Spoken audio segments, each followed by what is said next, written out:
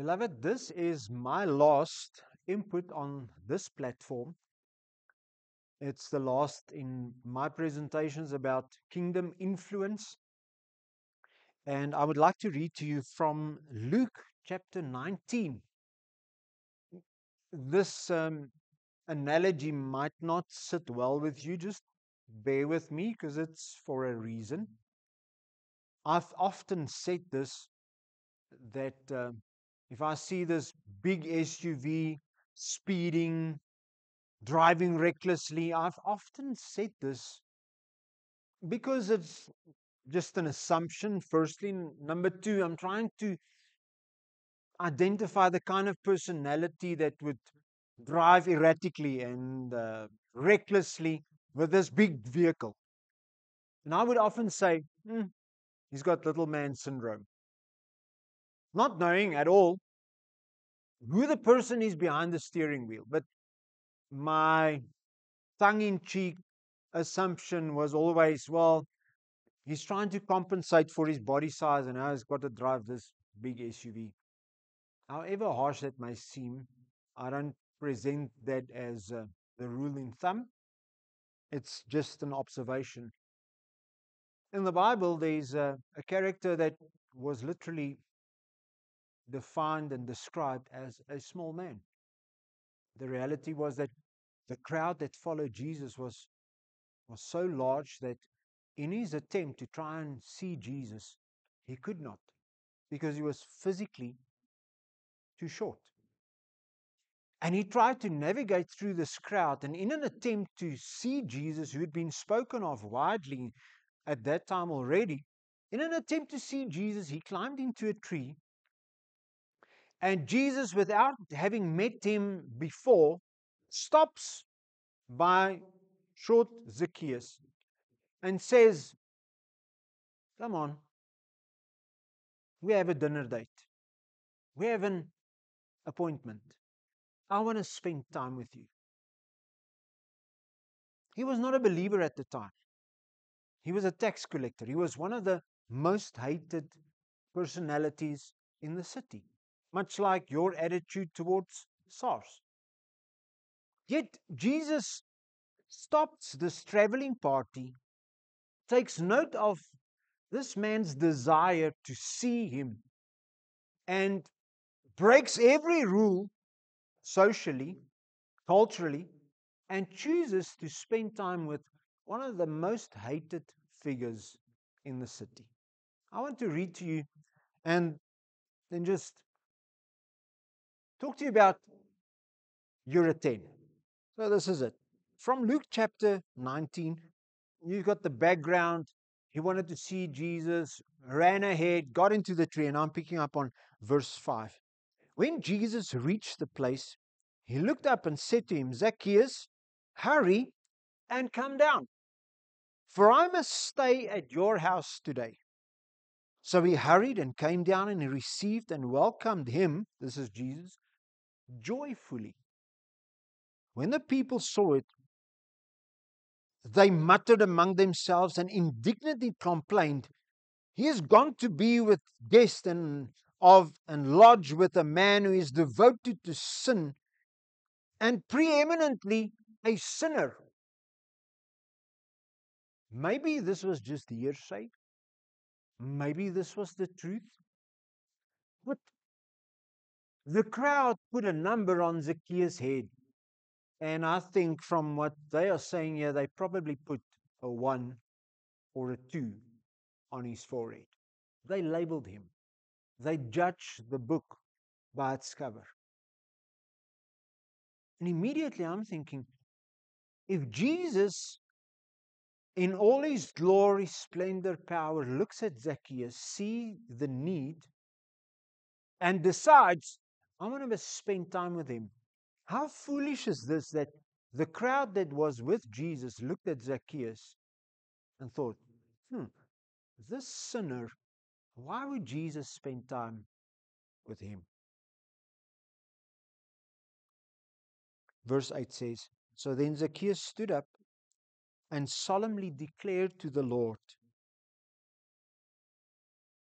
"See, Lord, The half of my goods I now give by way of restoration to the poor.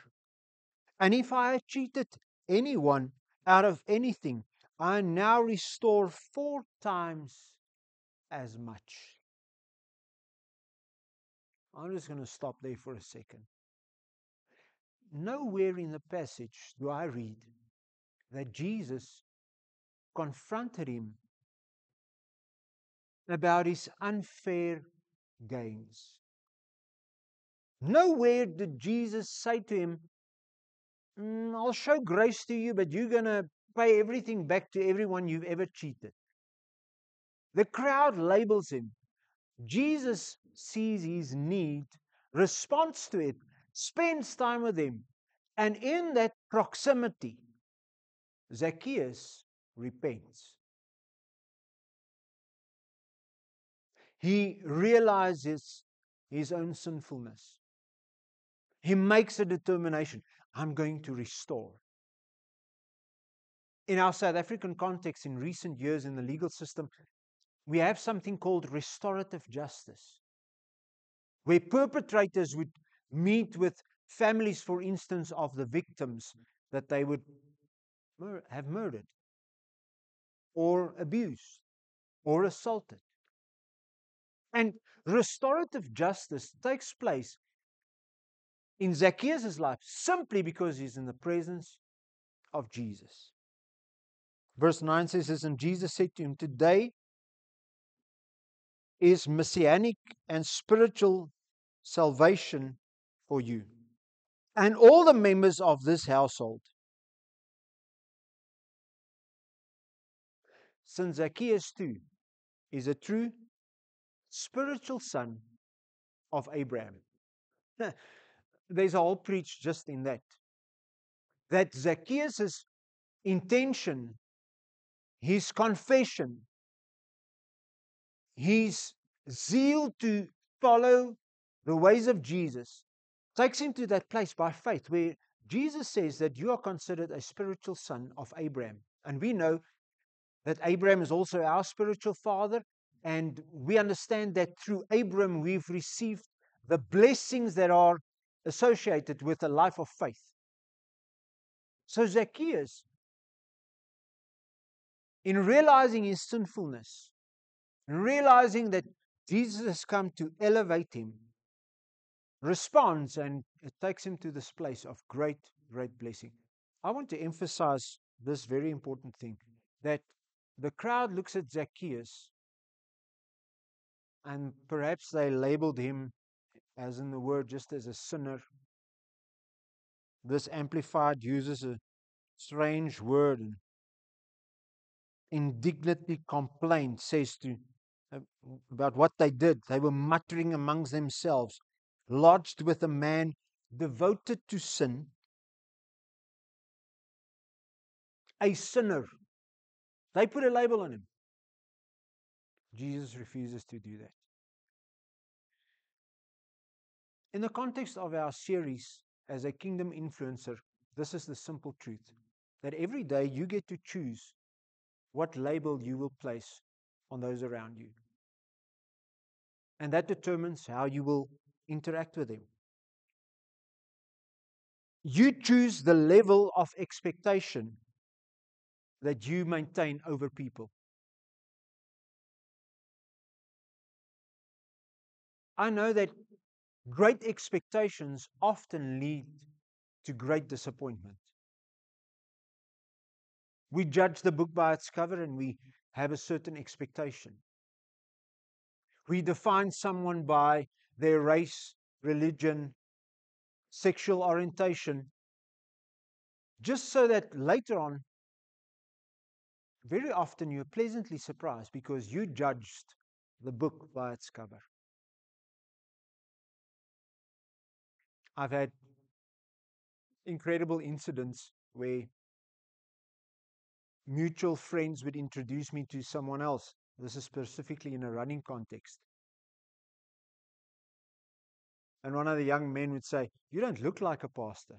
And my response would be, "Wonderful. I'm not trying to fit the mold. I'm not trying to fit the mold."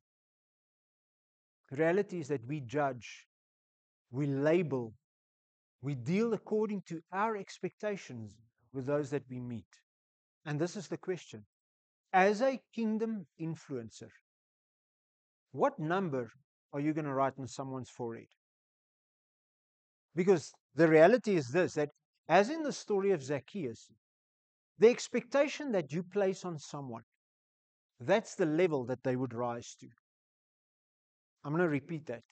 The expectation that you place on someone, the number that you put on their forehead, that is the expectation that they will rise to. The crowd labeled Zacchaeus as a sinner, as one who willfully, intentionally sins. Yet Jesus looks at him, he sees potential. And his presence takes Zacchaeus to that place of repentance where he restores fourfold to everyone that he ever took anything from unjustly. I'll tell you this. If the work of salvation in a man's life is so deep that he would give back everything that he gained in an unrighteous way, God has truly done a great thing in his life. And this is what happens to Zacchaeus. The crowd labeled him perhaps a 1, perhaps a 2, I don't think a 3. But Jesus puts a 10 on Zacchaeus and he says to him, when he invites him to have supper, he says to him, you're a 10 and I'm going to elevate you to the place of my expectation over your life.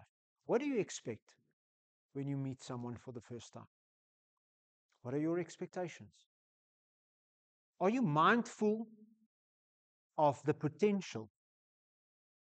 Or do you just judge the book by its cover and deal with them accordingly? This is the reality. You will see the best come out of people when you think the best of them. You downplay them, if you disregard them, if you disrespect them, this is the reality. That is exactly what you will get. That is exactly what you will get. Jesus looks beyond the outward appearance. He doesn't think to himself while Zacchaeus is in that tree, oh, little man syndrome. No. He spends time with him and he elevates him to a place where the expectations that he held over Zacchaeus is just fulfilled. And Zacchaeus' life was never the same after this encounter. This is the question. If you maintain great expectations about people, the truth is that you will probably be disappointed now and then.